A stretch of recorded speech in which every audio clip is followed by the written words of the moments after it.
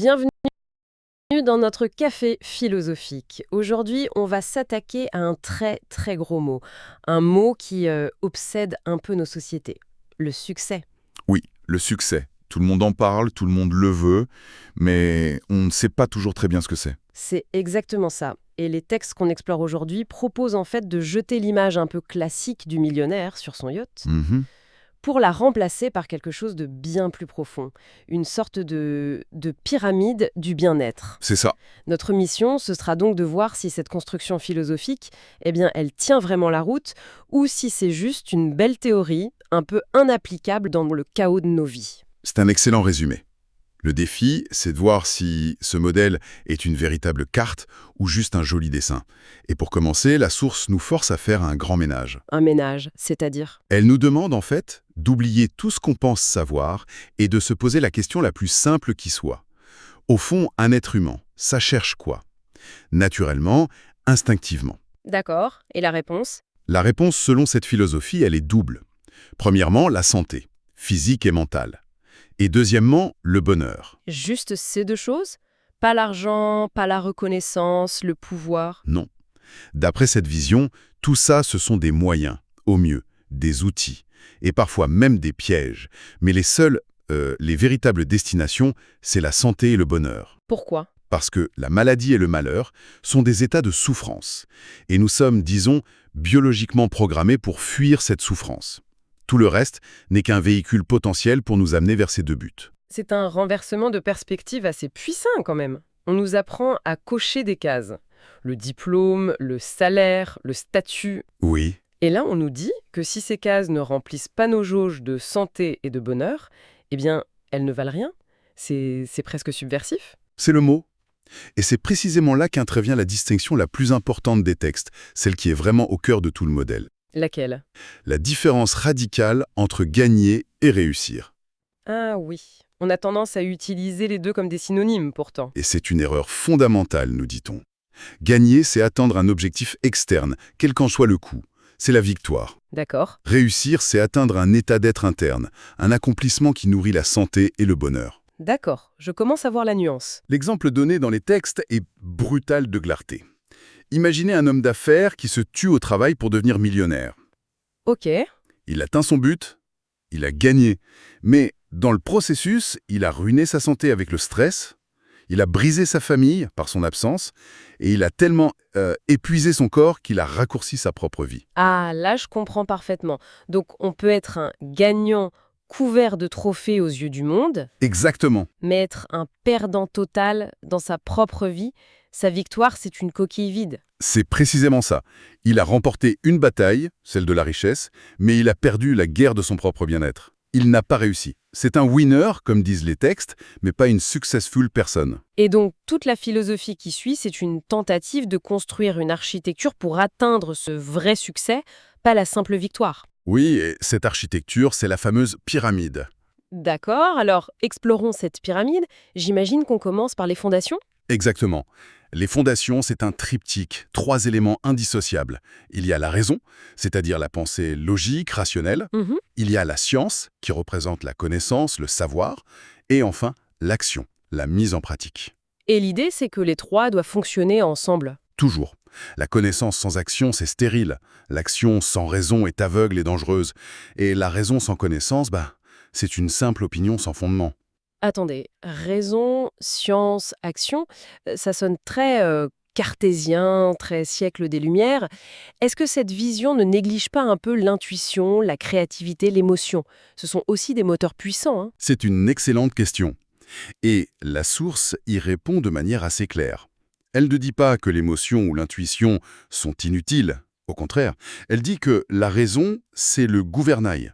Le gouvernail. Oui. L'émotion, c'est le vent dans les voiles. Sans vent, le bateau n'avance pas. Mais sans gouvernail, il s'écrase sur les rochers. La raison permet de canaliser l'énergie de la passion, de la créativité, vers une action qui est constructive, qui est basée sur la connaissance. D'accord, je vois. C'est un cadre, pas une prison pour les émotions. C'est exactement ça. Une fois que ces fondations sont posées, qu'est-ce qui soutient le reste de la structure? Alors, l'édifice est protégé par 2 grands piliers, une sorte d'échafaudage de valeurs. Le premier, c'est le pilier du cœur. Il regroupe l'affection, le service et l'amour. Ce n'est pas juste un sentimentalisme un peu vague. Pas du tout. L'affection, c'est la capacité à créer des liens authentiques. Le service, c'est l'idée que le succès doit contribuer à quelque chose de plus grand que soi. Et l'amour est présenté comme la force qui donne un sens à tout ça. D'accord. Et le deuxième pilier? C'est le pilier de la conscience, qui contient l'idéalisme, la morale et l'humanité. Et le texte insiste beaucoup sur un de ces termes, l'idéalisme, en l'opposant à l'idéologie. Quelle est la différence? L'analogie utilisée est très visuelle pour ne pas dire autre chose. Ah oui, L'idéologue, c'est comme quelqu'un qui avale un poulet entier, cru, avec les plumes, les os, le bec. c'est une image assez indigeste, en effet.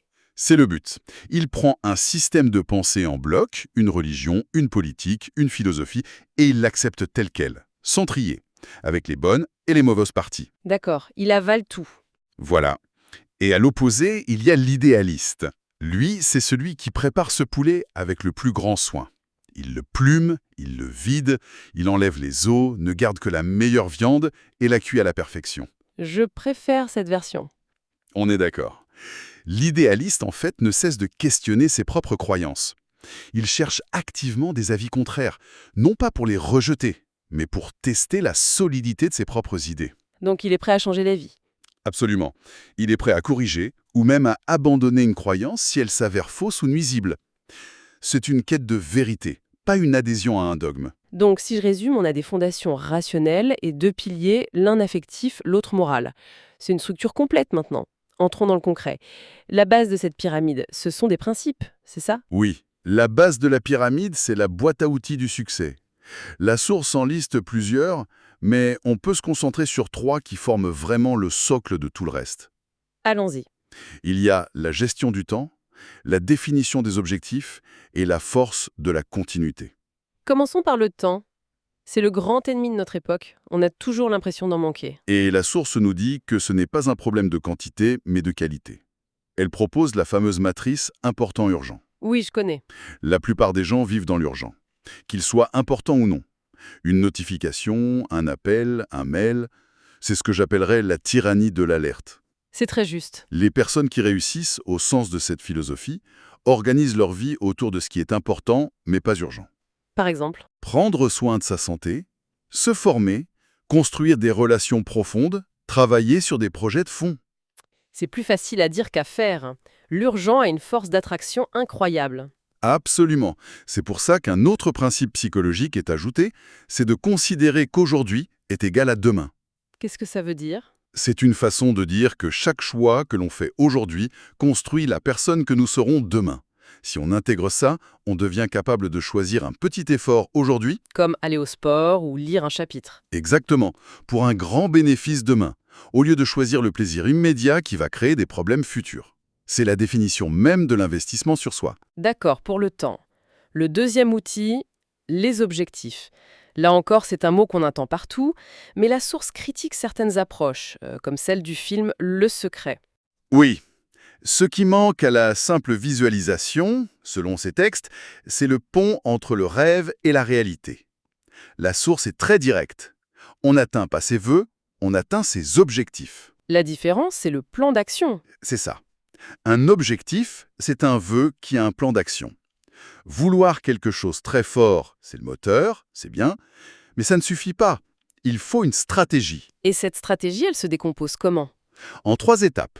D'abord, une carte qui montre tous les chemins possibles. Ensuite, un plan. C'est le choix du meilleur chemin pour soi.